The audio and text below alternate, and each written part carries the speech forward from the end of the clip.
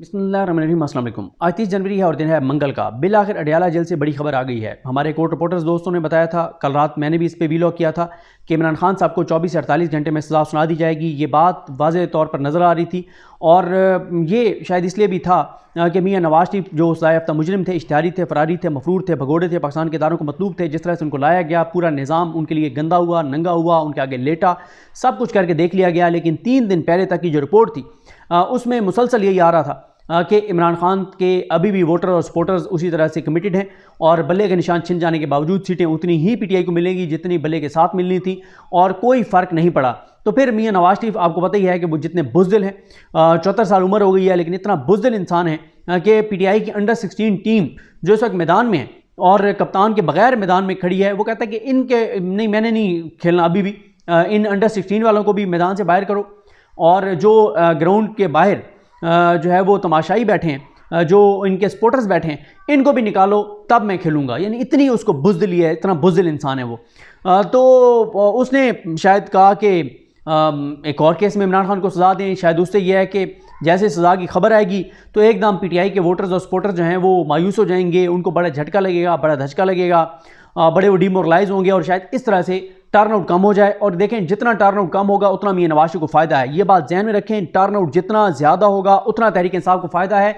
1997 में नवाज शरीफ के पास जब 2 तिहाई अक्सरियत आई थी तो वो शायद पाकिस्तान की तारीख का सबसे कम टर्नआउट था। जितना टर्नआउट कम होता चला जाएगा उतना नवाज शरीफ को फ़ायदा है, जितना टर्नआउट ज़्यादा होता चला जाएगा उतना इमरान खान और पीटीआई को फ़ायदा है। पीटीआई के वोटर्स सपोर्टर्स का सबसे बड़ा इम्तिहान यही है कि वो 8 फरवरी को लोगों को कैसे निकालते हैं, खुद कैसे निकलते हैं। अच्छा देखें, मसला ये है कि ये शायद बाकी लोगों को झटका और धचका लगता कि जनाब इमरान खान साहब को सज़ा हो गई है, लेकिन हुआ ये कि 2 दिन पहले ही ये सारा प्लान जो है वो इसका पर्दा चाक हो गया था। 2 दिन पहले ये सारी बात सामने आ गई थी कि सरकारी वकील लगाकर, इमरान खान के वकला को माइनस करके सरकारी वकील लगाकर और जो है वो जरा शुरू कर दी गई। और फिर कल जिस तरह से जो कुछ हुआ, मैं आपको बड़ी तफसील से, जो मेरी लास्ट 2 वीडियोज़ हैं उनमें से एक जो 19 मिनट की वीडियो, उसमें मैं बड़ी तफसील से आपको सारा बता चुका हूँ कि अडयाला में हुआ क्या था। तो उसमें अब ये हुआ कि ये बात तो पहले बाहर आ गई। अच्छा, काउंसलिंग बहुत मैटर करती है। अगर आप कभी डॉक्टर्स को भी देखें कि जिस डॉक्टर के पास आप जाएं और वो आपकी काउंसलिंग या हमारी काउंसलिंग अच्छी कर दे तो मरीज़ आधे से ज़्यादा सिर्फ काउंसलिंग से ठीक हो जाता है। जब किसी का मरीज़ हो हॉस्पिटल में और खुदा न खास्ता वो क्रिटिकल हो और डॉक्टर जो पहले ही काउंसलिंग कर दें, जो अटेंडेंट्स होते हैं, जो लायकीन होते हैं उनकी, कि जनाब बस दुआ करें और शायद ये मुमकिन ना हो इनका बचना और बस कोई मौजे बचा सकते हैं, इस तरह की जब वो बात करते हैं तो जो फैमिली होती है वो मेंटली प्रिपेयर हो जाती है। फिर जैसे ही वो कोई बड़ी अफसोसनाक खबर सुनाते हैं तो वो कोई फील नहीं होती उस तरह से। ज़ाहिर है वो फील होती तो है लेकिन उस शिद्दत से नहीं होती जिस तरह से अचानक पता लगता है कि खुदा ना खास्ता आपको कोई प्यारा जो है वो इस दुनिया में नहीं रहा। तो इसी तरह से काउंसलिंग बहुत मैटर करती है। जब 2 दिन पहले ये पर्दा चाक हुआ तो पीटीआई ने अपने वोटर्स और सपोर्टर्स की इतनी काउंसलिंग कर दी कि वो इंतज़ार में थे कि कब ये फैसला आएगा और उसके बाद हम मज़ीद अज़म का इजहार करेंगे, मज़ीद कमिटमेंट का इजहार करेंगे। और वही हुआ। आज जैसे फैसला आया, ये अनएक्सपेक्टेड नहीं था, बल्कि अनएक्सपेक्टेड ये था कि पीटीआई ने अपने वोटर्स और सपोर्टर्स को इस बात पर तैयार किया था कि इमरान खान साहब को सज़ाए मौत सुनाएंगे या 14 या उम्र कैद सुनाएंगे। लेकिन हुआ ये कि ना उम्र कैद, ना सज़ाए मौत, ना 14 साल, 10 साल की सज़ा सुनाई गई। और जिस तरीके से सुनाई गई, इसमें तो केस के मेरिट्स तो अब डिस्कस ही नहीं होंगे ऊपर की अदालतों में, टेक्निकल बुनियादों पे ये केसेस ख़त्म हो जाएंगे। और आपने देख लिया जिस तरह से बताया गया कि जज साहब जो हैं उन्होंने 342 का बयान शाह महमूद कुरैशी साहब का लिया ही नहीं है, सुना ही नहीं है। इमरान खान का बयान सुन के और कहते हैं आप दोनों मेरी तरफ देखें, और उन्होंने उनकी तरफ देखा, जज साहब की तरफ, कहते हैं मैं आप दोनों को 10-10 साल सज़ा सुनाता हूँ। बस ये कहा और उठ के भागे जज साहब। और फिर जो जेल से जो चीज़ें रिपोर्ट हुई, जो रिपोर्टर्स वहाँ मौजूद थे, वो कहते हैं कि इमरान खान, जज साहब उठ के चले गए सज़ा सुना के, और इमरान खान बैठ के हंसते रहे, मुस्कुराते रहे। और कि भाई पता ही था कि ये सुनाने। तो ये चीज़ें फिर पीटीआई के वोटर और सपोर्टर्स का मोरल बहुत बुलंद करती हैं कि जिसको 10 साल सज़ा हुई है, जो इतने अरसे से जेल में है, ना उसके प्लेटलेट्स गिरे, ना वो बीमार हुआ, ना वो अस्पताल गया, ना चीखा, ना रोया, ना उसने कहा कि मैंने डील करके पाकिस्तान से भागना है, ना वो बाहर गया। और 10 साल की सज़ा होती है तो वो हंसता है, हंस के कहता है जी ठीक है, मुझे तो पहले ही पता था कि ये सज़ा होनी है, तो उसको फ़र्क नहीं पड़ता। तो इससे पीटीआई के वोटर और सपोर्टर का मोरल और ज़्यादा बुलंद होता है। अच्छा, एक चीज़ और है, जो एक झूठा बयानिया बनाया जाता है, मैं उस पर भी आता हूँ कि पीटीआई के पास अब ऑप्शंस क्या है। ये जो एक बयानिया बनाया जाता है कि जी मियाँ नवाज शरीफ को भी 2018 के इलेक्शन से पहले सज़ा हुई थी और इमरान खान को भी हुई है, तो ये दोनों एक जैसा मामला, ये एक जैसा मामला नहीं है। मियां नवाज शरीफ का जो मामला है वो आलमी सतह का स्कैंडल था पनामा, 2016 में वो आया, उसके बाद ये मामला चले और जुलाई 2018 में जाके मियां नवाज शरीफ कन्विक्ट हुए थे। मैंने कुछ पॉइंट्स लिखे हैं इसके कंपैरिजन में। देखें, एक तो सबसे पहले तो कंपैरिजन इमरान खान और नवाज शरीफ का इसलिए भी नहीं बनता कि मियां नवाज शरीफ जो हैं उन्होंने करप्शन की थी, उन्होंने लूट मार की थी, उन्होंने हराम के पैसों से जायदादें बनाई थी और वो उन पैसों का हिसाब नहीं दे सके थे। वो लंदन की बनाई गई जायदादों की मनी ट्रेल नहीं दे सके थे, वो रसीदें नहीं दिखा सके थे। इमरान खान का ये मामला नहीं है। मैंने जो चीज़ें लिखी हैं, मैंने इसको ट्वीट भी किया बड़ा तफसीली, उसमें मैंने ये लिखा है कि इसका मुआवजा क्यों नहीं किया जा सकता।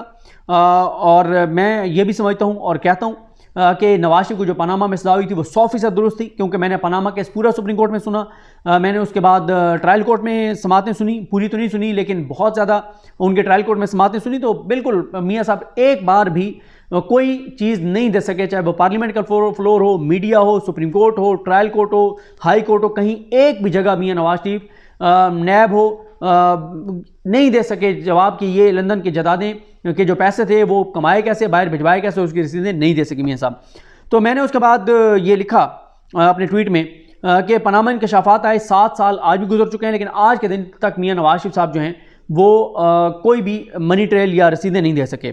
नवाज शरीफ नैब रेफरेंसेस दायर होने से सजा सुनाए जाने तक एक दिन भी जेल में नहीं रहे थे, यानी जिस दिन रेफरेंस दायर हुआ, रेफरेंस दायर होने से लेकर सजा सुनाए जाने तक एक दिन भी जेल में नहीं रहे थे। और इमरान खान तो इन केसेस में पूरे ट्रायल के दौरान जेल के अंदर रहे हैं।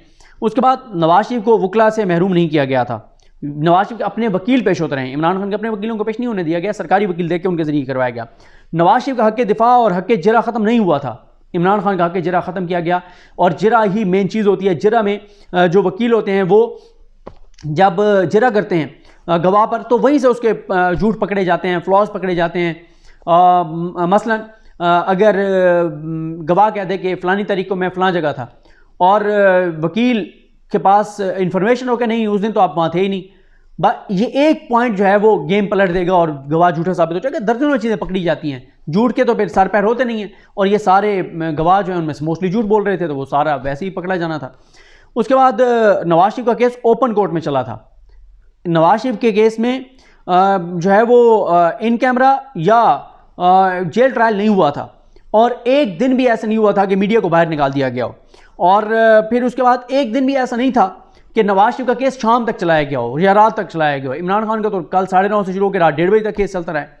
उसके बाद एक दिन भी ऐसा नहीं हुआ कि छुट्टी वाले दिन जो है वो नवाज शरीफ का केस चलाया गया हो। तमाम अखबारात और टीवी चैनल्स के रिपोर्टर्स कवरेज के लिए मौजूद रहते थे। नवाज शरीफ का केस कई माह तक चला। नवाज शरीफ के इनके केस में एक बार भी नून लीग ने जज पर अदम एतमाद नहीं किया था, क्योंकि कोई ऐसी चीज़ ही नहीं थी। जज जिस तरीके से केस चला रहा था उसमें कोई ऐसी चीज़ थी ही नहीं। और नवाज शरीफ के में जो है वो कभी भी ऐसी सूरत हाल उस ट्रायल में नहीं हुई कि ऊपर जाकर उनको ट्रायल रुकवाना पड़ा हो या ट्रायल कलअदम करवाना पड़ा हो, ऐसी कोई सूरत हाल नहीं हुई। और साथ ही जो है वो नवाज शरीफ की ना सिर्फ फैमिली आती थी कोर्ट रूम के अंदर, बल्कि उनके जब पहले तो वो इक़्तिदार में उनकी जमात थी नून लीग 2017 में जुलाई 2018 तक आधी से ज़्यादा वफाकी काबीना आती थी, उनके पॉलिटिकल वर्कर्स आते थे, उनकी फैमिली आती थी, सब आते थे। उसके बाद नवाज शरीफ को कमरा अदालत में तमाम तर सियासी गुफ्तगू की इजाज़त होती थी, और नवाज शरीफ ने एक बार भी इनकार नहीं किया कि लंदन फ्लैट्स हमारे नहीं हैं। और तो ये मैंने पॉइंट लिखे हैं कि ये एक झूठा बयानी है जिसमें जो है आप कहें कि ये जो मुआवजा किया जाता है, कोई मुआवजा नहीं बनता। नवाज शरीफ के केसेस बिल्कुल दुरुस्त केसेस थे और इमरान खान के केसेस बोगस केसेस हैं। हमारे दोस्त सईद बलोच ने ये ट्वीट भी किया हुआ है कि साइफर केस का फिल्मी सीन। सईद बलोच लिखते हैं कि समाअत के आगाज़ पर इमरान खान और शाह महमूद कुरैशी को दफ़ा 342 का सवालनामा दिया गया। इमरान खान की जानिब से पहले अपने 342 के तहत बयान जो है वो अदालत में रिकॉर्ड करवाया गया। जज साहब ने कहा कि खान साहब आपसे आसान सा सवाल है, साइफर कहाँ है? इमरान खान ने कहा है कि मैंने बयान में यही कहा है कि मुझे नहीं मालूम, साइफर मेरे दफ्तर में था। उसके बाद जज साहब ने कहा खान साहब, शाह महमूद कुरैशी साहब मेरी तरफ देखें, मैं आपको 10 साल कैद की सज़ा सुनाता हूँ। जज साहब उठकर चले गए और शाह महमूद कुरैशी का बयान रिकॉर्ड ना हुआ। सोहेल रशीद साहब ट्वीट करते हैं कि सज़ा का तस्वुर मुआशरे में एक खौफ बराए इस्लाह के लिए होता है। सज़ाएँ अगर इस अंदाज में सुनाई जाएँ कि हर कोई कहने लगे कि ये बरकरार रहने वाली नहीं है, तो फिर तो सज़ा के तस्वुर की असल रूह ही ख़त्म हो जाएगी, मुआशरा तबाह हो जाएगा। एक अर्ज़ तमन्ना है, सो हम करते रहेंगे।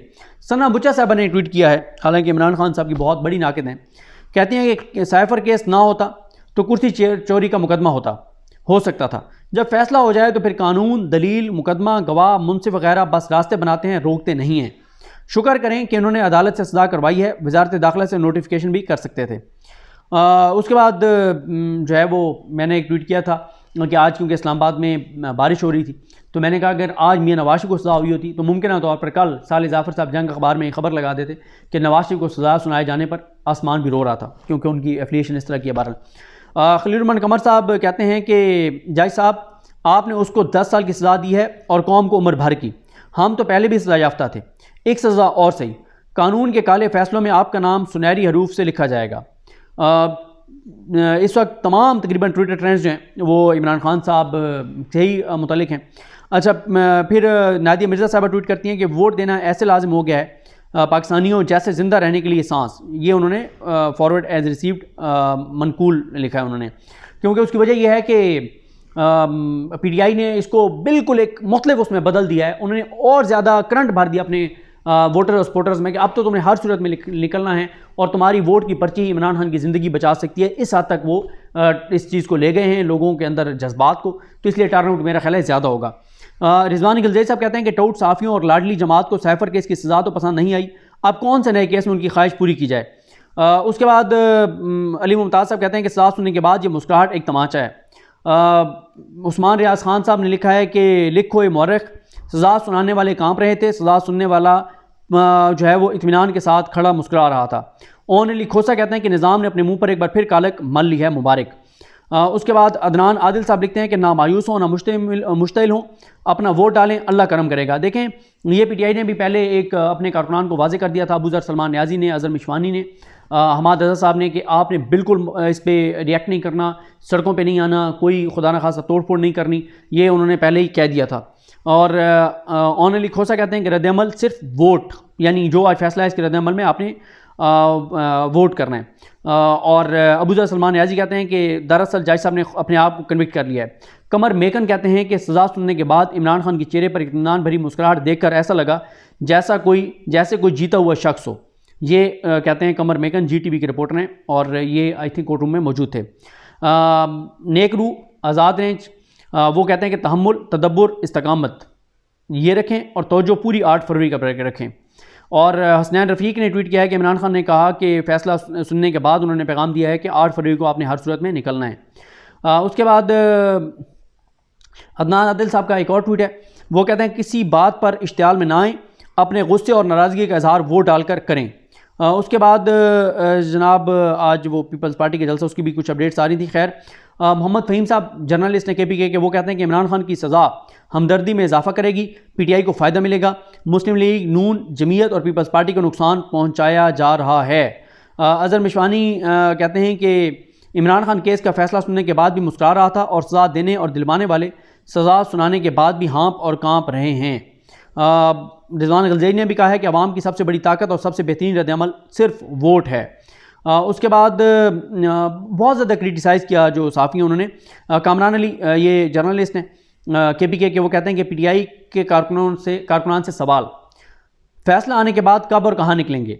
PTI के कारकुनान का जवाब, 8 फरवरी को पोलिंग स्टेशन पर निकलेंगे। कामरान अली साहब कहते हैं कि फ़ैसला आने से कम ये तस्दीक हो गई है कि सैफर आया था और इमरान खान झूठ नहीं बोल रहा था। उसके बाद आ जाएँ, आसमा चौधरी साहबा कहती हैं कि एंकर हैं टैलेंट पे, वो कहती हैं सब पाकिस्तानी ये ऐद करें कि वोट को मुकद्दस फ्रीज़ा समझते हुए 8 फरवरी को ज़रूर घर से बाहर निकलें, बस आपने घबराना नहीं है। उसके बाद मैंने ये ट्वीट किया था और मैं ये समझता हूँ कि इमरान खान साहब की लीगल टीम को दाद देनी चाहिए। उन्होंने ज़बरदस्त केस लड़ा, जंग लड़ी, और आज भी PTI के जो लीगल टीम है इमरान खान साहब की, वो हाई कोर्ट में पूरा दिन मौजूद रही। बहुत उन्होंने कोशिशें की, तमाम बड़े उनके वकला मौजूद थे, उन्होंने बड़ी कोशिश की उन्होंने, और जो शामिद कुरैशी साहब के वकला हैं, कि किसी तरह से आमिर फ़ारूक साहब केस लगा दें और रोक दें इस फैसले को सुनाने से जज साहब को, लेकिन ऐसा नहीं हुआ। उसके बाद अलीमा खान साहबा कहती हैं कि क्या मैं आपको परेशान नज़र आ रही हूँ? नहीं, इनका ख्याल है कि हम बैठ कर तमाशा देखेंगे, हम कानूनी जंग लड़ेंगे। इमरान खान के ख़िलाफ़ 200 मुकदमात 1 मिनट में हवा में उड़ जाएंगे, लेकिन इमरान खान ने कहा है कि ये इंसाफ की जंग है, वो क्यों जेल में बैठा है। तमाम केसेस का सामना करेंगे। अब और भी ज़रूरी हो गया है कि आने वाली नस्लों को इस निज़ाम से छुटकारा दिलवाने के लिए लोग 8 फरवरी को निकल कर वोट डालें। ये अलीमा खान साहबा ने जो है वो उन्होंने पैगाम दिया है। और उसके बाद डॉक्टर मंसूर क्लासरा कहते हैं, रूफ क्लास साहब के भांजे हैं, बहुत फ्लाई काम करते हैं जैसल में अपना जो इलाका है जैसल क्लासरा वहाँ पे।